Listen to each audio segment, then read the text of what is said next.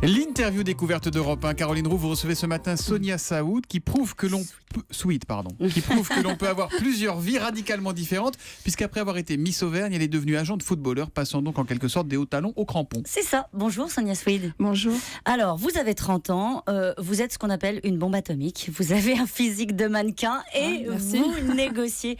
Thomas a rappelé que vous avez été Miss Auvergne, on y reviendra parce que vous en avez marre de cette étiquette. Oui. Mais vous négociez des contrats pour des joueurs de foot, vous aimez donc prendre les gens à contre-pied et en vous voyant, en vous rencontrant, je me suis dit que vous étiez une pub vivante contre les stéréotypes. Est-ce que vous en avez confiance ? Est-ce que j'en ai conscience ? Oui, un petit peu. Je pense que la réalité de mon travail au quotidien me le rappelle bien souvent. Encore aujourd'hui en France, parce que ça fait quand même 5 ans que j'exerce ce métier, je pense que je ne suis pas totalement acceptée, mais tolérée. Mais bon, quand je voyage à l'étranger, quand il y a des dirigeants de clubs qui ne me connaissent pas encore, ils sont toujours surpris. Surpris, Oui. C'est le mot.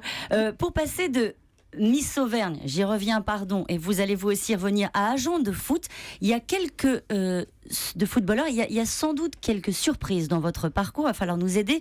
J'ai compris que le moteur de tout cela, de votre parcours, c'était la compétition, l'esprit de compétition. Oui, c'est l'esprit de compétition que m'a inculqué mon père, puisque lui, il travaille aussi dans le monde du football et du sport, il est préparateur physique depuis des années dans les pays du Golfe, et moi j'ai baigné dans ce monde du football.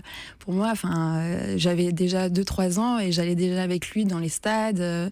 Vous faisiez du volley, vous, plus ? Moi, je faisais du volley, oui. Mais après, que ce soit du volley, du football, avant tout du sport. Donc, et j'aime ça, j'aime la compétition. Et heureusement pour moi, parce que c'est un milieu très, très concurrentiel, le milieu des agents.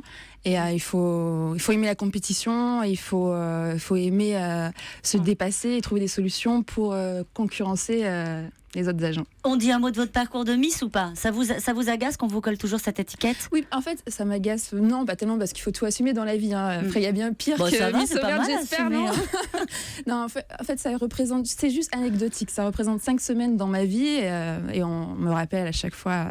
Mais bon, après, je comprends que ça puisse amuser de passer. Comment on fait pour passer de Miss Auvergne ou quelconque à agent de footballeur.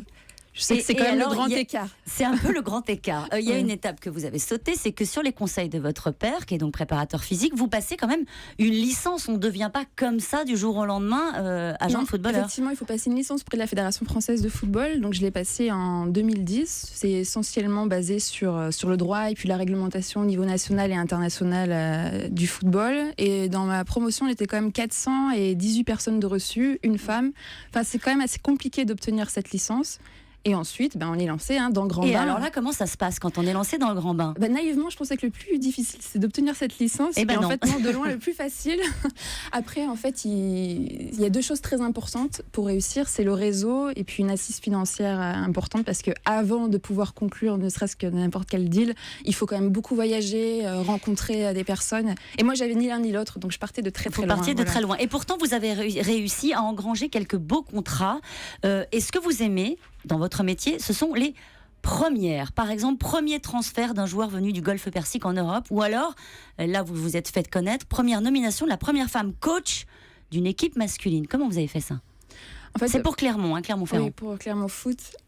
Moi, en fait, j'ai créé une association qui s'appelle Ballon Aiguille, et maintenant qui est devenue Femmes et Sport, parce que je voulais pas me limiter au sport collectif. Et en fait, je voulais, parce qu'il y a déjà peu d'agents femmes, et je pense que le sport, c'est un des derniers milieux où l'inégalité entre l'homme et la femme est vraiment très... Ils font la résistance, c'est ça ? Ouais, surtout le football.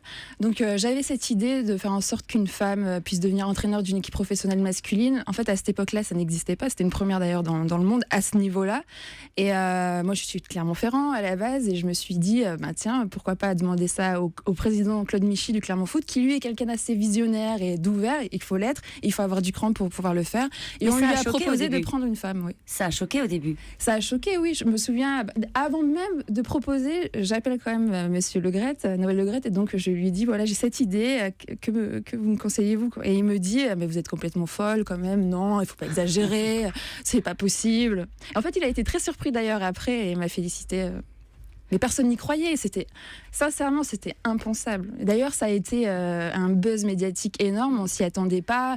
Conférence de presse pour l'annonce. À la base, c'était Hélène Acosta. Ensuite, elle a démissionné et remplacée par Corinne Diacre. Il y avait 120 journalistes venus du monde entier. C'était... Juste, votre ambition, ce serait quoi? Décrocher un grand joueur de Ligue 1 ou je sais pas moi, de devenir patronne d'un club de foot très vite? Mon ambition, très vite, oui, c'est plus ça, c'est devenir dans les années à venir dirigeante et passer de l'autre côté, parce que c'est un autre challenge, c'est encore une fois, c'est une compétition au quotidien, et je trouve que c'est super de faire en sorte de trouver les moyens de faire grandir un club, gagner des titres. Voilà. Vous les laisserez parler sans passer par 12 000 intermédiaires, vos joueurs de foot, pitié dans votre club. Allez, s'il vous plaît. C'est trop compliqué aujourd'hui d'avoir accès aux footballeurs.